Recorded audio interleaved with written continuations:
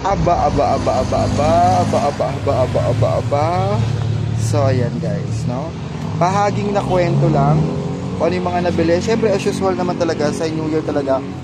At alam nyo ba, kwentuhan ko lang kayo guys, kung ano yung pinaka nabenta talaga sa akin. Alam nyo kung ano? Yung tube ice, 3 sako yung binili ko. Kagabi yun ah. Diyos ko, sunod-sunod. Ang discard ko guys, para makabenta ako ng marami na tube ice, ay, wait lang. Ayun, ubos yan. Yan. Kasi paano ba naman guys, alas 5 na ng madaling araw ako natapos dito. No? Ayun, konti na lang. Wala na. Yan, tatlo yan, tatlong. Diba? 1, 2, 3. 3, diba? Sulit yung ano. Yan. Sulit din yung binigay ko kay mama. Nabawi ko rin guys.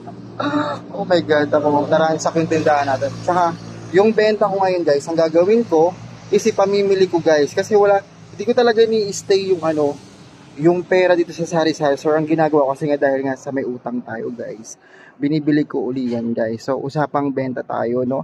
Magkano ako nung bispiras at, no? Bispiras at bagong taon. So, New Year ngayon, no? So, ayun. Bispiras at bagong taon bago pagpasok ng taon, no? So, hindi pa natin alam yung sales. Mamaya kasi, meron na akong benta agad, guys. So, yan. Yan ang benta ko. Yan. Ang benta ko ngayon, yan. Yan lang, guys. Tapos, ayun. Diba? Tingnan nyo, Yossi ko, wala na. So, bibili ko lang yung sales ko. So, usapang benta. Ayun, guys. So, kwento ko muna yung ano yung mga nabili sa akin. So, hindi naman siya gaano yung ka-hectic guys. Yung kumbaga, hindi naman siya gaano sunod-sunod na bumibili dito sa ating sari-sari store. Ang nangyari lang guys, kwento ko lang muna guys para konting chika lang.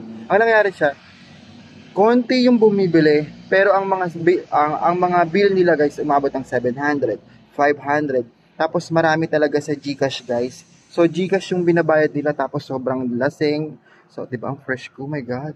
At saka hindi ako nag-inom, guys. Ayun ang maganda kasi, di ba, sabi ko nga sa inyo, kapag may mga ganito okasyon, birthday, huwag kang iinom. Birthday or whatever, kasi para makapag-focus ka. So, pwede mo namang gawin yan in another time naman, guys. Ayun yung maganda doon talaga sa pagninegosyong ganito. At ito nga, yung bispiras na sales ko, no. So, sasabihin ko na rin sa inyo kasi, di ba, para ma-motivate din kayo. Ha. Etong pera naman na to guys is binili ko na yung iba. Ito yung nalang natitira, diba? So, yung iba, binigay ko na. Hindi naman ako masyadong... Pero, ito, babawi ako sa susunod na taon. Kasi, syempre nga, ngayon lang tayo nakakabawi-bawi dahil nga utang ating punan. Babawi tayo sa susunod na taon, guys. Sa mga hindi ko nabigyan ng mga sa susunod na taon na lang, pasensya na kasi alam nyo naman na nanggaling tayo sa lugmok. Kumbaga, mas inuna ko muna si mama yung mga binigyan ko, no? Saka na yung mga luho-luho na yan, kapag alam nating volume. Kasi si mama, kailangan kasi niya talaga ng pera kasi ang dami namin babayaran. Dito marami pa siyang bayarin, ang dami ng mga, para kahit papaano hindi naman masyadong malaki yung nabigyan natin. At least, kahit papaano, nakatulong pa rin sa kanya. So, ayun nga yung sales natin. Ipapakita natin sa inyo. Nasaan yung ating record? Ito ang kinagandahan kasi. Pero, alam nyo guys, malaki rin yung expenses natin itong December. Diba? Kasi may mga binigyan din tayong iba na hindi natin pinakita sa video or whatever. Kasi mas maganda yung lihim ko na lang na binibigay, hindi na pinapakita sa video. Ganon. Ayan, ito na nga. Saan na ba yung ko? Puro Gcash talaga kagabi. Saan na yung book ko? Wait lang guys. Ito, bibilihan na natin siya ng bago, diba?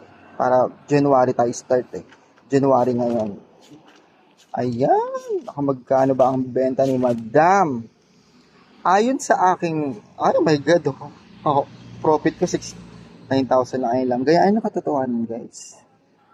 Diba? Ang sales ko is 65,000. 65,855. Buong sales to Ibig sabihin, sales, benta to, iba yung profit. Ang profit lang ng 65,000 guys is 9,000 guys. May credit ako. May mga expenses ako. Tingnan mo expenses ko. 30,000. Sabi na, diba? Halos kalahati lang, diba? Nagugulat kayo. Kaya sasakit talaga yung ulo nyo. At least meron tayong kalahating natira. Pero yung kalahati na yun, pinamili nga natin, diba guys? So, ang sales ko lang nung Dispiras guys, ito lang sabi ko na yung totoo Syempre, mababa lang naman to at saka nabili ko nito. Ang sales ko ng 31, saan na ba yun? 31, ayan. 31. Kasi dagdagan ko pa to guys. Kasi meron akong mga hindi pa nalista dito. Wait lang. So, ayun na nga guys, no? Sa malakas yung loob ko kasi, wala naman na to guys, yung pera na to. Kasi ito yung estimation, no? Estimation na binibenta ko talaga. Ayan, tamo. Magkano lang naman binibenta? Minsan 1,000, 4,000. Ayan, pinakamataas na yan. So, ang sales natin ng bisperas, no? Umabot lang siya ng, ayan na, sabi ko yung katotohanan guys ha, di talaga malakas si sari-sari store ko, pero gumagana yung ginagawa ko guys, no. Nakapagbigay ako, nakapagbayad ako. Tignan nyo, ang pinrofit ko lang dyan guys, oh, is 9,923.25 sa sales na 66,155, diba? Nakakaloka. Ayan lang, ganyan lang. So, sabi ko nga sa inyo, huwag kayo panghihinaan ng loob. Kasi meron naman tayong sa loob ng isang buwan, magpasalamat pa rin tayo. Meron na pumapasok sa ating sari-sari store. Tulad ko guys, tignan nyo. Halos bawing-bawi lang. Oh, halos bawing-bawi lang kasi 10K yung sales. 10K yung sales ko. Ay, yung profit na nalikom ko. Ayan, halos magti 10K. 'Di ba? Kasi may 300 eh. Halos magti 10K. So, ang utang ko, labas na, nabayaran ko na. Pero, eto na nga guys, meron tayong tinatawag na expenses ko. Ayan, ang dami. Oh. Umabot ng 30,000. Minus mo din sa 6. Although, meron pa rin kalahati, pero, dapat, mabawasan ko yung expenses ko. Kasi ang dami. May load ako. May babayaran akong diba? Ayan. Bali, halos ng expenses ko, maabot ng yung fix na credit ko 10,000, 'di ba? Nakakaloka. Kaya kailangan yung benta ko na tong 66,000 na yan, ibili ko siya ng ibili. Ayun yun guys. Ayun yung katotohanan sa sales ko na. Umabot siya ng 66,155 pero ang malilikom ko lang doon sa 15% guys, umabot lang ng 9,923.25. So, 15% yun guys kinuha ko Kasi nga, may tinatawag ako na utang. Huwag yan, B. So, ayan bihira lang ako magsabi ng sales sa inyo guys. Ayan lang talaga yung binibenta ng sari-sari ko. Parang bawi lang. Kaya tamo, ang hirap kong, diba, ang hirap kong maglabas ng pera kasi nga, may pinaglalaanan kasi matagal pa yung bayaran natin, diba? Ayun yun. Ayan, diba, ang dami kong expenses. So, ayan. Kaya eto, titigilan ko na to, yung mga painom-painom sa kanila. Ay, naku, wala naman nangyayari. O, diba, laki. Kaya manghihinayang ka nga to yung ngayon tuloy, diba? Diba? Sayang din yung 30,000 expenses, no? Tamo 30,000, ang ko lang, fix na babayaran ko lang 10K, diba? 30, umabot ng 30 yung ko, diba?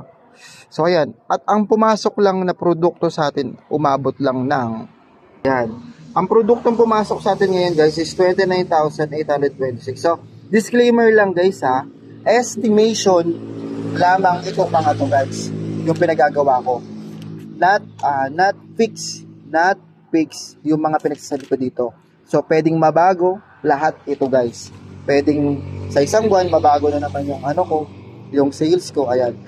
Ginagawa ko lang to guys para ngayon ma-detect ko. Ngayon, tignan mo, sobrang dami ng expenses ko, 30,000, di ba? Ang sakit sa ulo. Pero ayan ang katotohanan. Mas maganda ng hampasin ka ng katotohanan kaysa naman hindi mo masolusyonan. Kaya nga sinasabi ko sa inyo na may ayan ang mga nanonood sa akin. Ayan ang katotohanan sa sari-sari store guys. Na konti lang talaga yung pinoprofit mo. Kung hindi mo titipirin yan, mapupunta lahat sa expenses. Kaya sinasabi ko sa inyo, kasi hodang sumakit yung ulo nyo para nalalaman nyo kung saan napupunta yung pera nyo. Diba? So, ayan guys, umabot siya ng 66,155. Ang sales report ko for today's December 2023. Goodbye ko. So, bibili na ako ng bagong notebook. No, so, yun guys. Bibili na tayo ng bagong notebook guys para sa ating 2024, no? So, ayun, iwas-iwasan na natin yung, alam mo na yun, di ba? Kasi may mga nagawa rin akong mga kasalanan itong 2023. So, iwas-iwas na. So, nakadepende pa rin, sabi ko nga sa inyo, nakadepende pa rin ang swerte sa atin, no? Sa atin, no? Kung hindi ka kikilos, wala talagang swerte. So, dasal ka ng dasal, gawa ka ng gawa ng pampaswerte. Kung hindi ka naman kikilos, bali, wala rin. So, ito po si Madam Duday. Ito ang aking sales report ngayong December 23. Maligong bagong taon. Happy New Year mga kapuso, kapamilya, kapatid. Bye-bye guys. Thank you for watching. Bye-bye. Sana na-inspire ko kayo guys ha. Oh, bye-bye na guys. Bye.